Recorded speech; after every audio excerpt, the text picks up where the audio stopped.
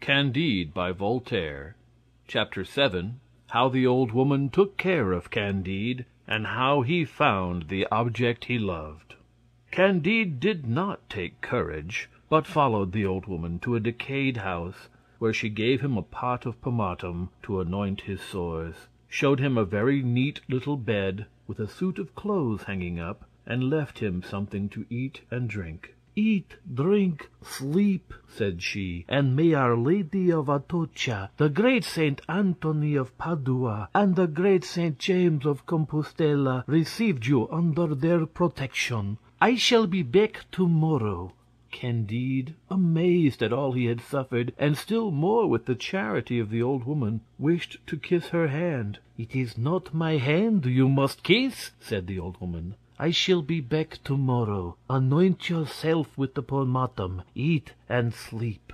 Candide, notwithstanding so many disasters, ate and slept. The next morning the old woman brought him his breakfast, looked at his back, and rubbed it herself with another ointment. In like manner she brought him his dinner, and at night she returned with his supper. The day following she went through the very same ceremonies. "Who are you," said Candide, "who has inspired you with so much goodness? What return can I make you?"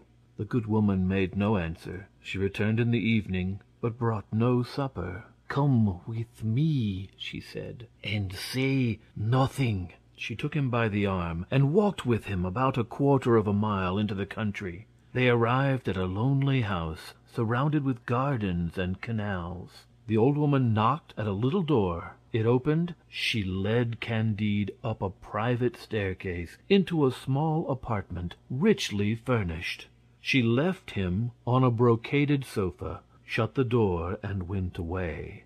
Candide thought himself in a dream, indeed that he had been dreaming unluckily all his life, and that the present moment was the only agreeable part of it all.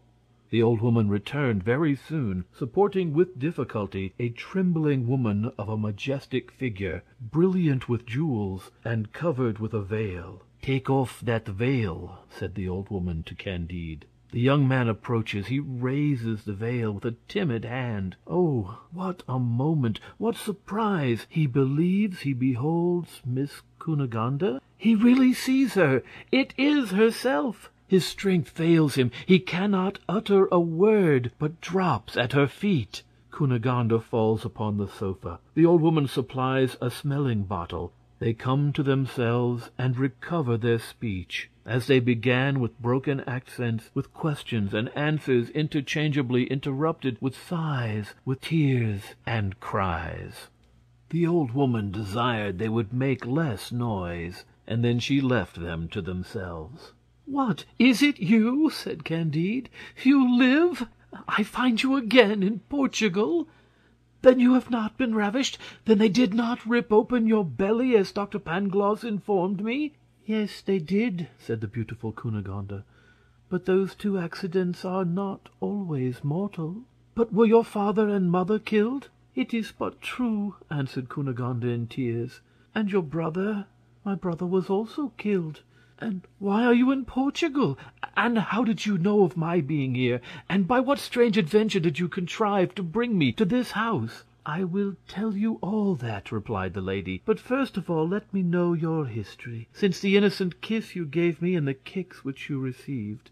Candide respectfully obeyed her, and though he was still in a surprise, though his voice was feeble and trembling, though his back still pained him, yet he gave her a most ingenuous account of everything that had befallen him since the moment of their separation. Cunegonde lifted up her eyes to heaven, shed tears upon hearing of the death of the good Anabaptist and of Pangloss, after which she spoke as follows to Candide, who did not lose a word, and devoured her with his eyes.